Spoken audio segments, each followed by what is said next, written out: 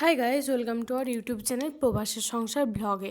আজকে আমি তোমাদের সঙ্গে শেয়ার করতে চলেছি বেগুন ভাপার রেসিপি। তো চলো পুরো ভিডিওটা দেখতে থাকো স্কিপ না করে। আমি এখানে দুটো বেগুন নিয়েছি। বেগুনগুলোকে লম্বা লম্বা করে প্রথমে কেটে নিয়েছি, তারপরে আবার সেগুলো চার টুকরো করেছি।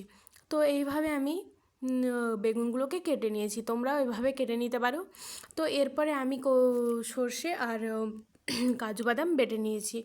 তো আমি এখানে দিয়েছি কালো সর্ষে, তোমরা সাদা সর্ষেও ইউজ করতে পারো। তো এরপরে দিয়ে দিলাম টক দই দিয়ে কাজু আর সর্ষের পেস্টটা ভালোভাবে ম্যারিনেট করে নেব। আর টক দইটা এমনভাবে ম্যারিনেট করতে হবে যাতে কোনো ওই বলের মতো না থাকে, কারণ ওই ভালোভাবে ম্যারিনেট না করলে একটু রয়ে যায়। তো একটু জল দিয়ে দিতে পারো, তাহলে আর কোনো কিছুই থাকবে না। তো এরপরে দেখো আমি এখানে ভালোভাবে ম্যারিনেট করে নিচ্ছি। এইভাবে অনেকক্ষণ ধরে ম্যারিনেট করতে হবে যাতে দইটা ভালো করে ফ্যাটানো হয়। তো দেখো, তো এরপরে আমি এতে কিছু মশলা দিয়ে দিচ্ছি। আমি দিয়ে দিচ্ছি কিছুটা পরিমাণে হলুদ গুঁড়োটা দিয়ে ভালোভাবে ম্যারিনেট করে নিচ্ছি। তো দেখো আমি এখানে ভালোভাবে অনেকক্ষণ ধরে ম্যারিনেট করে নেব।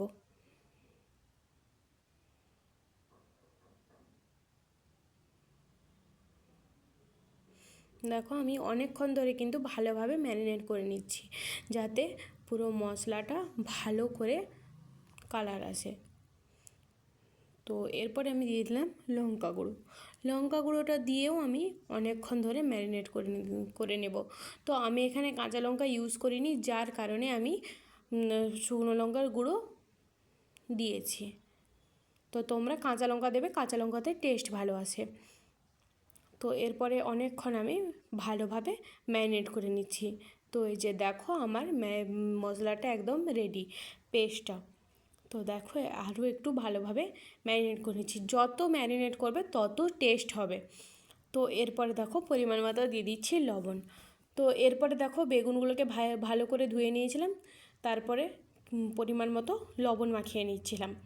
তো সবগুলোকে একসঙ্গে মাখাতে পারিনি, তার জন্য আস্তে আস্তে অর্ধেক করে সবগুলোকে মাখিয়েছি। তো এরপরে দেখো আমি আবার অর্ধেক করে মশলা ম্যারিনেট করব।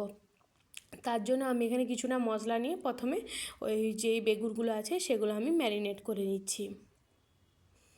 তো এই যে দেখো ভালোভাবে ম্যারিনেট করে নিতে হবে যাতে প্রত্যেকটা বেগুনেই মশলা লাগে।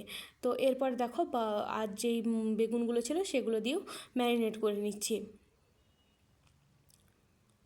তো এইভাবে ভালোভাবে ম্যারিনেট করে নিতে হবে।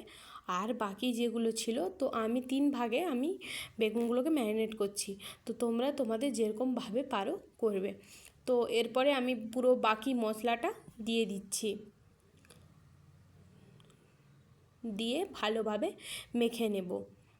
এমনভাবে মাখতে হবে যাতে পুরো বেগুনটাতে ম্যারিনেশনটা ভালো হয়। আর যখন সিদ্ধ হবে তখন এমনি বেগুনটা নরম হয়ে গেলে বেগুনের মধ্যে আপসেই তখন মশলাটা ঢুকে যাবে। তার জন্য আমি ভালো করে ম্যারিনেট করে নিচ্ছি। এরপরে দিয়ে দিচ্ছি আমি উপর থেকে অলিভ অয়েল। তো আমরা সরষের তেল খাই না, তার জন্য আমরা অলিভ অয়েল ব্যবহার করি। তো তোমরা সরষের তেল দেবে, সরষের তেল দিলে গন্ধটা খুব সুন্দর হয়। তো এরপরে ভালোভাবে দিয়ে আমি এবারে এটাকে ঢাকা দিয়ে দেব। তো দেখো আমার দেওয়া হয়ে গেছে, আমি এবারে উপর থেকে চাপা দিয়ে দিচ্ছি। তো আমি এখানে ঠিক করে ঢাকনাটা লাগাতে পারছিলাম না, তাই যেরকম পেরেছিলাম সেরকমই দিয়ে এরপরে কড়াইতে জল দিয়ে স্ট্যান্ডের উপরে বসিয়ে রেখে দেবো। তারপরে উপর থেকে ঢাকা দিয়ে দেবো 15 থেকে 20 মিনিটের জন্য। তো আমার বেগুন ভাপা রেডি হয়ে গেছে, দেখো খুব সুন্দর একটা কালার এসছে।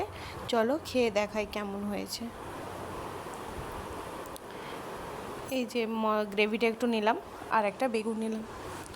তো এই যে দেখো কালারটা খুব সুন্দর এসছে, টেস্টটাও খুব সুন্দর হয়েছিল। তো এইরকম আরও ভিডিও পেতে হলে আমার চ্যানেলটাকে সাবস্ক্রাইব করে দিতে হবে, পাশে থাকা বেল আইকন অন করে